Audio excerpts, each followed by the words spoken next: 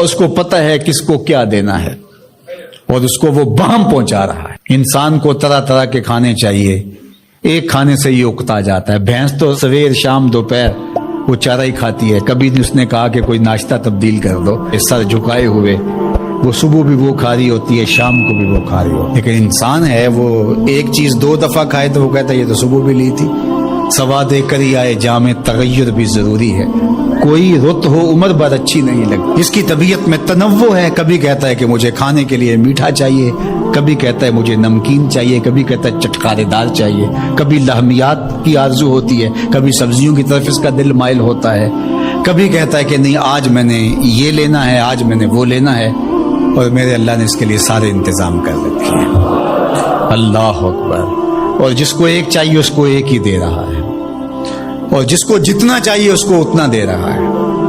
ہمیں تو انڈیا کے لیے ½ کلو یا 1 پاؤ گوشت چاہیے ہوتا ہے، لیکن شیر کو میں نے افریقہ کے اندر لائیو ناشتے کرتے دیکھا ہے، اور وہ پورا حرم جو ہے وہ ہڑپ کر جاتا ہے، اللہ روز اسے دیتا ہے۔ ہنس ایک پرندہ ہے، وہ سچے موتی کھاتا ہے، اور سچے موتی پنساری سے آپ لینے جائیں تو تولوں ماشوں میں ملیں، اور وہ بھی لاکھوں روپے میں، اور وہ بھی تیقن سے آپ نہیں کہہ سکتے کہ اس میں 2 نمبری تو نہیں ہے، یہ واقعتاً صحیح ہے، چونکہ آج کل تو یہ چیزیں چلتی ہیں، لیکن اس کو پیٹ بھر کے چاہیے ہوتے ہیں صبح شام دوپہر۔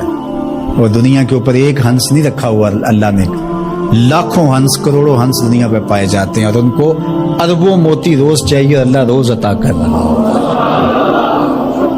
تو یہ ہے اس کی ربوبیت، جس کو جو چاہیے وہ عطا کر رہا ہو۔ رب العالمین، تمام جہانوں کا پالنے والا ہے۔ رب کا معنی علماء نے یہ کیا ہے، حضرت عبداللہ ابن عباس فرماتے ہیں انہ مالک الدنیا وانہ مالک الاخرى، یہ دنیا کا بھی مالک ہے اور آخرت کا بھی مالک ہے۔ رب یہ صرف دنیا میں ہی نہیں، آخرت کے اندر بھی اس کے خانے کرم پہ لوگ پل رہے ہوں گے، اور دنیا میں بھی اس کے خانے کرم پہ لوگ پل رہے ہیں۔ اب عالم کیا ہے؟ ما سوی اللہ کو عالم کہتے ہیں۔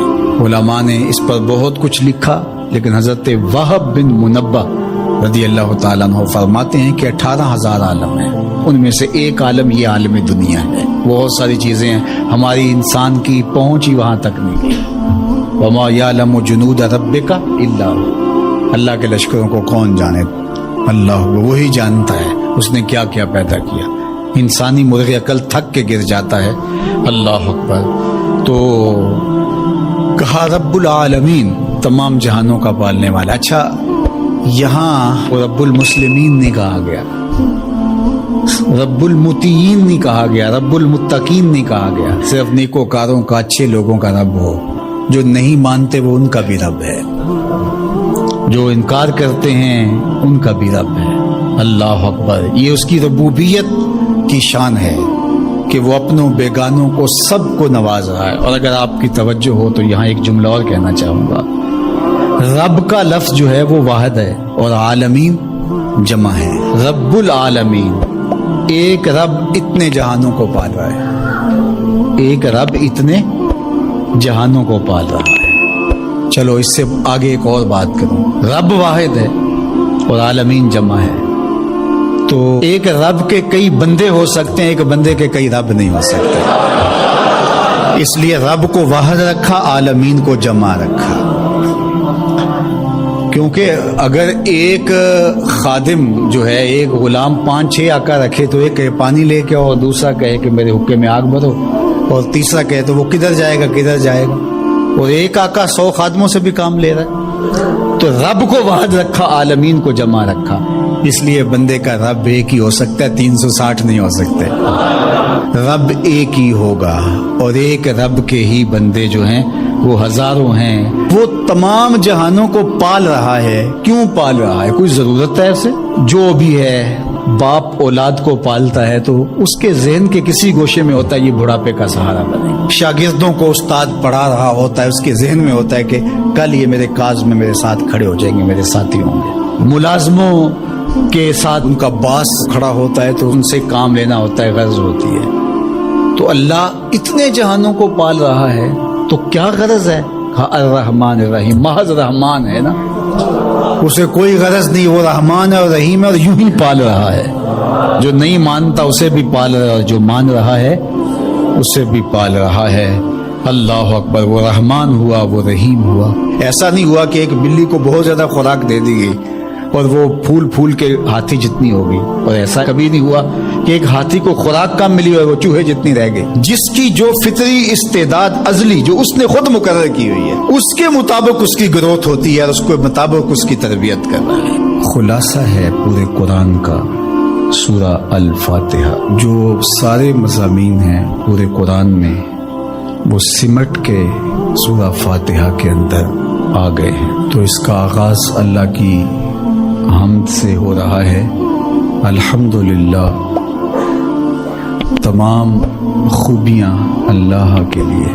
کسی کے اختیاری حسن پر، کسی کے اختیاری جمال پر جو ثنا کی جاتی ہے، ستائش کی جاتی ہے، اسے حمد کہا جاتا ہے۔ کچھ خوبیاں اختیاری نہیں ہوتی، غیر اختیاری ہوتی۔ اگر کسی کا رنگ سفید ہے، نقوش تیکھے ہیں اور اس کی آنکھیں نرگسی ہیں، اس کے دیگر اعضاء کا توازن بڑا اچھا ہے، تو یہ اس کا اپنا کمال نہیں ہے۔ ایک شخص عالم ہے، اس نے پڑھا، محنت کی، آگے بڑھا، تو یہ اس نے محنت کر کے ایک چیز حاصل کی، تو اس کا وصف بیان کرنا اور اس پر ثنا کرنا یہ غیر اختیاری حسن نہیں ہے بلکہ اختیاری ہے۔ تو کمال وہ ہوتا ہے جو چیزیں اختیاری ہوں۔ تو اللہ جل شانہ کی حمد اس لیے کی جاتی ہے کہ اس کی چیزیں، اس کا حسن غیر اختیاری نہیں ہے، وہ اس کا اختیاری ہے۔ اللہ اکبر۔ تو کسی کے اختیاری حسن پر تعریف حمد کہلاتی ہے، اور اگر وہ نعمت کے مقابلے میں ہو تو وہ حمد شکر کہلاتی ہے، اور اگر نعمت کے مقابلے میں نہ ہو تو اس کو حمد کہا جاتا ہے۔ حضرت کعب احبار رضی اللہ تعالی عنہ فرماتے ہیں کہ الحمد کی تفسیر ثناء اللہ ہے، اللہ کی ثنا، اللہ کی تعریف۔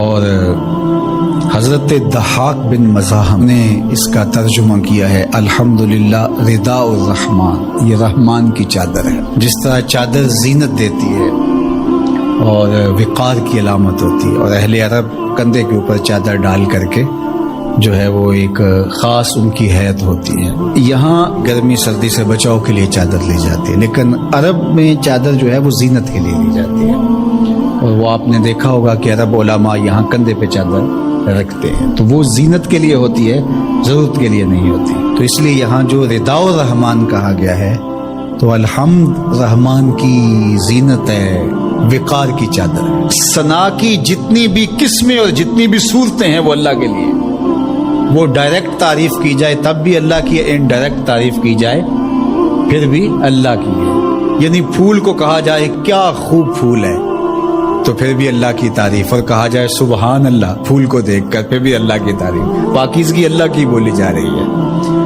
اور اگر اس کی درزوں کو، اس سے مہکتی نکلتی خوشبو کو، اس کے رنگوں کا جمال اور اس کی لطافت دیکھ کر کے کہ واہ کیا کھلا ہوا شگفتہ گلاب ہے، تو آپ گلاب کی تعریف کر رہے ہیں لیکن خالق گلاب کی تعریف کر رہے ہیں، یہ انڈائریکٹ تعریف۔ تو خوبی کی جتنی بھی صورتیں ہیں، چاہے وہ ڈائریکٹ ہو، چاہے وہ انڈائریکٹ ہو، چاہے وہ قولن ہو، رویتن ہو، فعلن ہو، جس طرح ہو، اللہ کے لیے ہے۔ اس کی تم کیوں خوبیاں بیان نہیں کرو گے؟ الحمدللہ رب العالمین، وہ تمام جہانوں کو پالنے والا ہے۔